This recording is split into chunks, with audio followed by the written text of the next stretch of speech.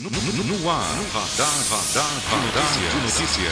Já conosco aqui no estúdio o deputado estadual eleito, Márcio Nakashima, pelo PDT. Bom dia, Márcio. Bom dia a todos que nos assistem. Obrigado pela presença. Eu que agradeço o convite. Só vou pedir uma parte, Márcio. Eu prometi uma notícia aqui em primeira mão hoje.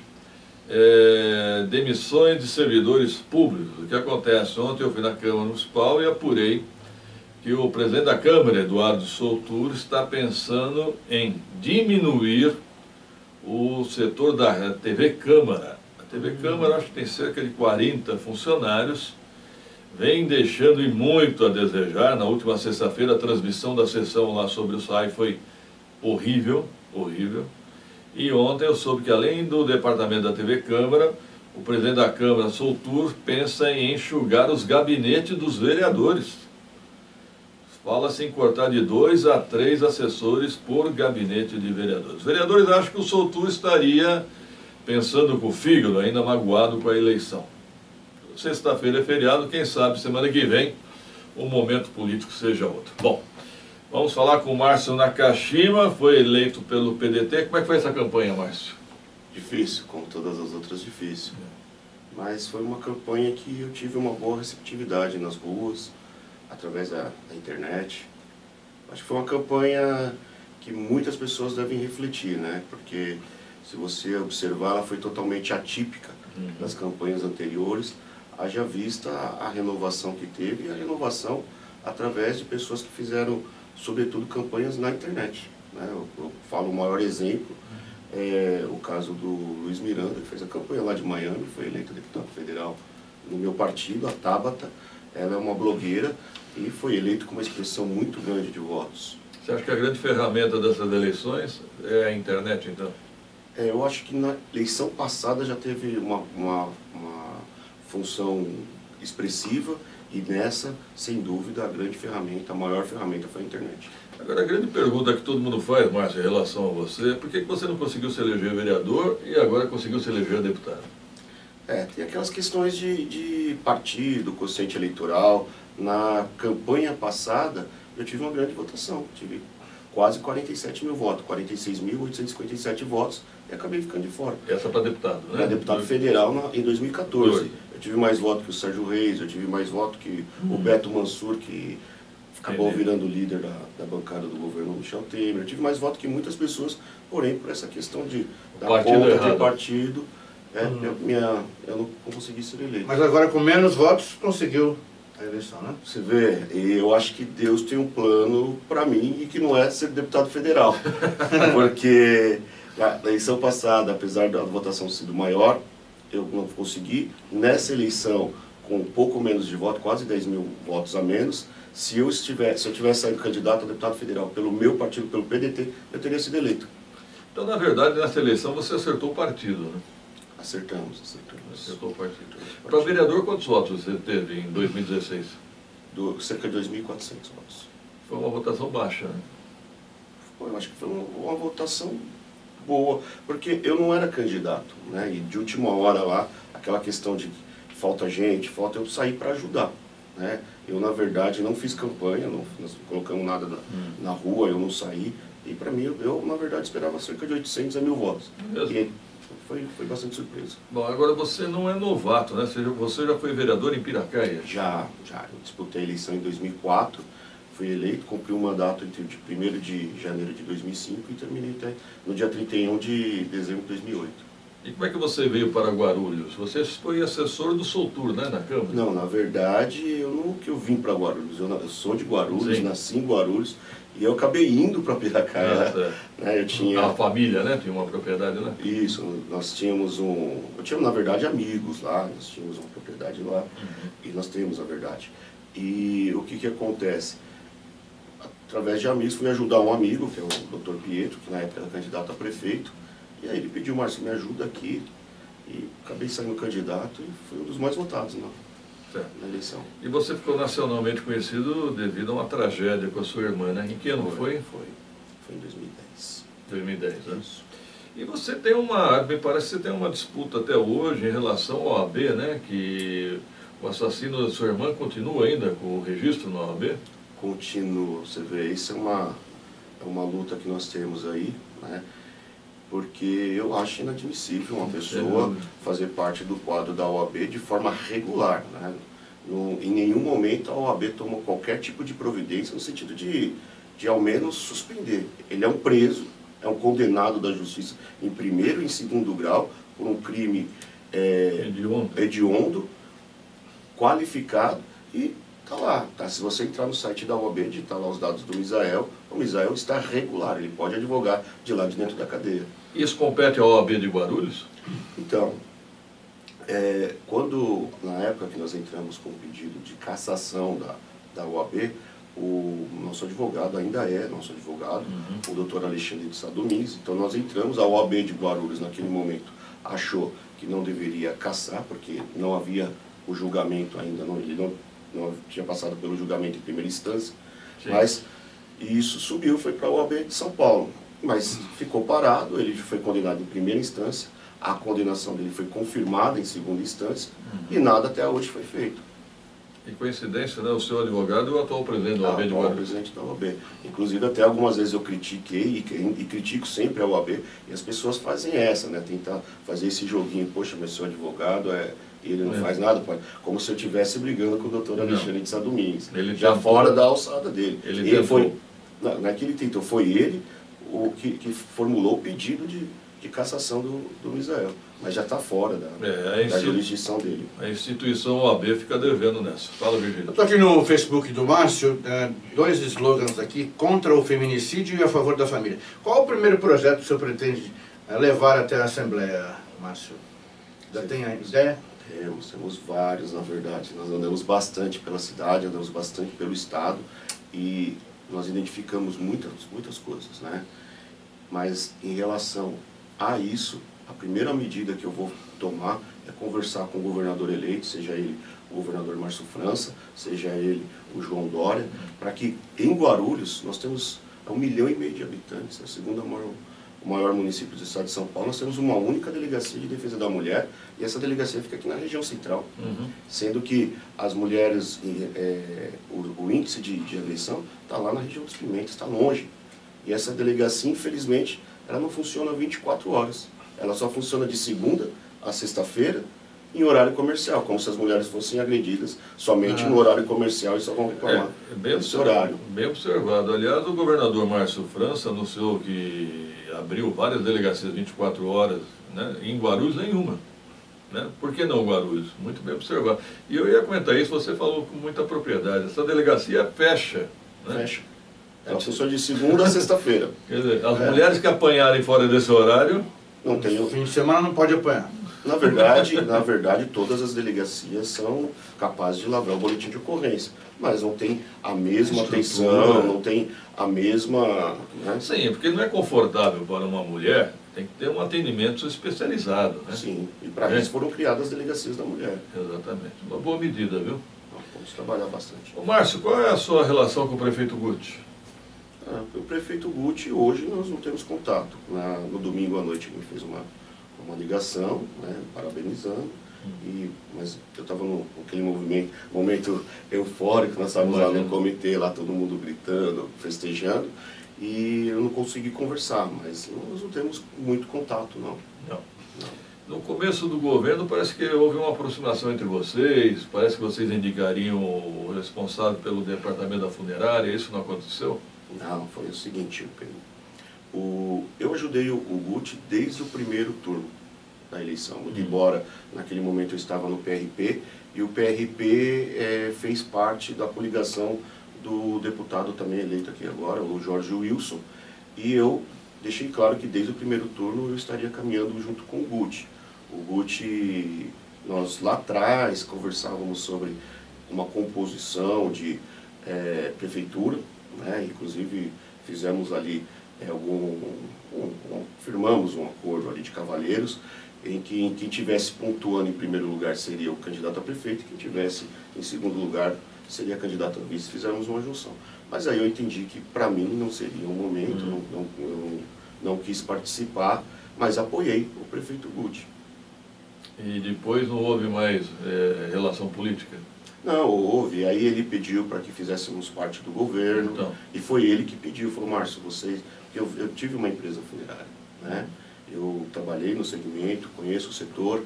E ele falou, Márcio, lá é um local onde eu não conheço, eu não tenho essa sua expertise e nós precisávamos fazer isso acontecer. Mas aí nós indicamos o Dr. Paulo Martim, que foi para lá, foi diretor, mas nós não concordávamos com muita coisa, né?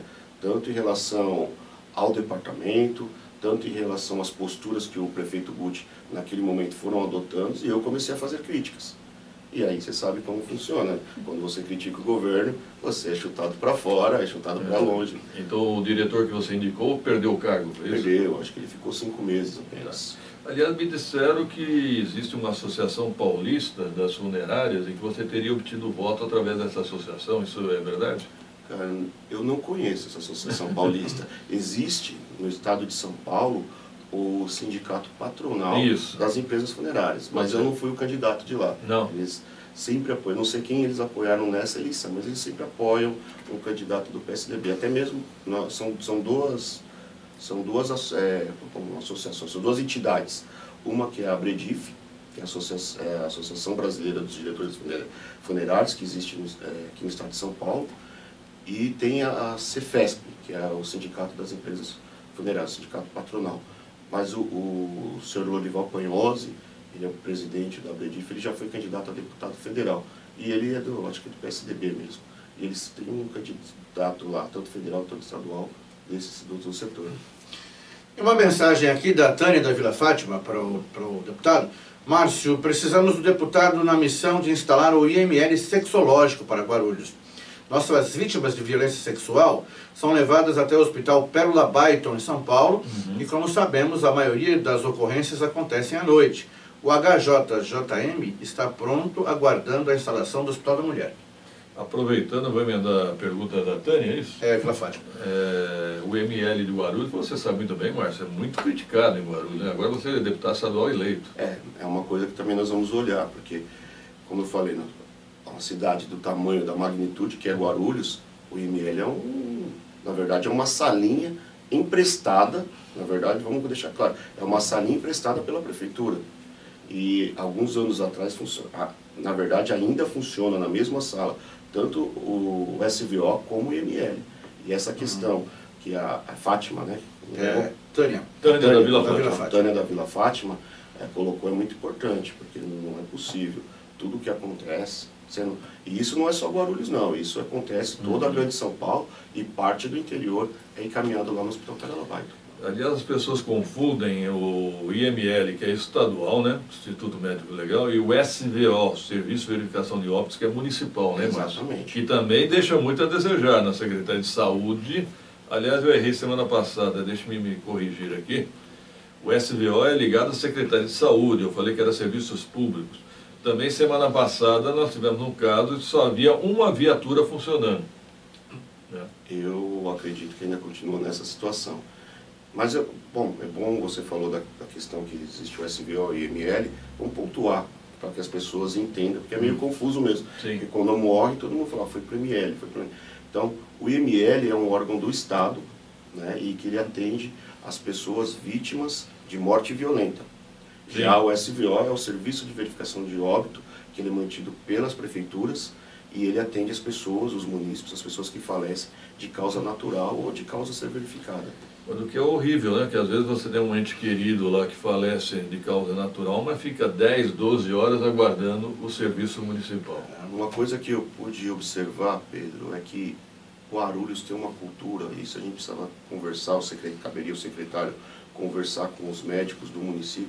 Tem pessoas que estão internadas há muito tempo nos hospitais, tem pessoas que estão em casa, que têm alta, aquelas pessoas, pacientes já em fase terminal, elas têm alta e vão para a residência para acabar falecendo em casa, que não há mais o que fazer no hospital, falecer próximo da família, sendo assistida lá, e os médicos não atestam. A pessoa ela está dentro do hospital, está sendo tratada pelaquela doença, eles pegam e encaminham a família para até um distrito policial, para lavrar um boletim de ocorrência, para fazer uma requisição de perícia, e aí esse corpo fica parado lá, aguardando o carro, sobrecarrega essa estrutura que já é precária e vai para o SVO, lá demora, a família sofre muito com esse trâmite, com essa demora toda nessa burocracia. Sendo que o médico sabe do que ele está tratando a causa, ele pode atestar ali e já libera a família para os procedimentos. Márcio Nakashima, qual a sua relação com o ex-prefeito Almeida? Bom, o prefeito Almeida eu fui por partido, né, através de um amigo, o Júnior Serra e o Edson. Eu os conheci na época que eu fui vereador, lá inclusive eu fui vereador pelo PDT. Em Piracaia. Em Piracaia. E eu os encontrei assim por uma situação, um acaso. Eu tive meu carro que parou e levei na concessionária, eles estavam lá também fazendo a revisão do carro. O Edson estava levando o Júnior lá e acabamos conversando. E aí eu fui pro PDT e o Almeida estava lá. Mas o meu relacionamento pessoal é bom, eu gosto muito da pessoa Almeida, a pessoa humana do Almeida, eu acho um cidadão bacana. E acho uma pena ele não ter sido eleito. Acho que com a experiência que ele tem, a expertise que ele possui, conhece bem a cidade, seria um bom representante lá e poderia ajudar muito o município nessa questão. Uma mensagem aqui da Ana Paula Gomes. Olá, amigos do Radar, parabéns pelo programa. Quero perguntar ao Márcio Nakashima. Eu, minha família e todos os meus amigos votamos em você. Agora, o que você pode fazer de imediato para ajudar Guarulhos nessa crise de saúde? E quais os seus planos para a cidade em 2019? Bom, nós vamos conversar bastante junto ao governo do estado, né? Como eu falei, seja quem for o governador, e tentar trazer recursos para a saúde. Mas, sobretudo, eu acho que nós temos que fiscalizar e olhar para esses contratos que foram feitos. A questão da Geri, para mim, é um escândalo, foi uma aberração esse contrato, foi muito mal planejado, foi feito de forma sem licitação, não que a lei não permitisse isso, mas quando você dispensa a licitação, Pedro, você deixa de cumprir alguns requisitos que lá na licitação está. Então é feito de toda forma, e eu, particularmente, sou contrário à terceirização desse tipo de serviço. Eu acho que quando o município já possui profissionais que já trabalhavam ali no HMU, já possui médicos, enfermeiros, já possuía portaria, serviço de limpeza, e você terceiriza isso, você continua com os funcionários, você não pode simplesmente dispensar todos, continua mantendo o funcionário e ainda paga por um outro serviço. Então, uma coisa que foi muito cara, só fizeram uma fachada bonita para o hospital e o atendimento piorou muito, e eu acho que eu vou verificar. Eu ouvi falar que lá na Assembleia Legislativa existe uma CPI apurando esse contrato, porque quando foi firmado o contrato, foi utilizado recurso municipal, recurso estadual e recurso federal. Eu vou, com certeza, verificar isso aí. É uma CPI das OS, das Organizações de Saúde, né? Isso. Que, aliás, fez uma blitz aqui no HMU. Obrigado ao deputado estadual eleito Márcio Nakashima, vai tomar posse em 15 de março, né? Isso, Então, 15 de março. vai levar um tempinho ainda. Se tiver algo a finalizar, fique à vontade. Bom, quero agradecer primeiro a oportunidade de estar aqui participando, a primeira vez, espero que de muitas me convidem bastante. Quero utilizar aqui, né, o programa de vocês para estar prestando contas do mandato e agradecer a todos pela confiança no voto e dizer aqui o seguinte: não vou decepcionar, não vou trabalhar bastante, vamos lutar. Não sei o que nos espera, Guarulhos infelizmente perdeu 2 deputados, né? Nós tínhamos 4 na eleição passada, no mandato passado, e eu acho que a nossa responsabilidade ela aumenta em relação a isso. E dizer que espero que quem votou em mim não me abandone, acompanhe o nosso mandato, acompanhe de muito próximo, para que a gente possa estar sempre interagindo, participando e acertando nas decisões lá. Eu tenho uma pergunta fatal que eu esqueci de fazer. Sim. 2020, pensa na prefeitura? Não, hoje, nesse momento, não. Até vi alguns debates, eu vi minha mãezinha escrevendo para você, tadinha. Mãe é mãe. Minha mãe. Mas não, nesse momento a gente tem que... Eu nem assumi, né? Eu venci a primeira etapa do processo eleitoral, né? Talvez a mais difícil, que é vencer as urnas e ser eleito. Mas ainda nós temos a questão da prestação de contas, o juiz tem que nos diplomar, e ainda temos que assinalar o livro de posse na Assembleia. E depois a gente pensa no que vai acontecer em 2020. Obrigado, Márcio Nakashima. Eu que agradeço. Até uma próxima oportunidade. 7h33, vamos a um rápido intervalo, em seguida aqui no estúdio. Vamos falar com o vereador Eduardo Barreto, vamos falar sobre o SAAI, sobre os servidores do SAAI. 2 minutos.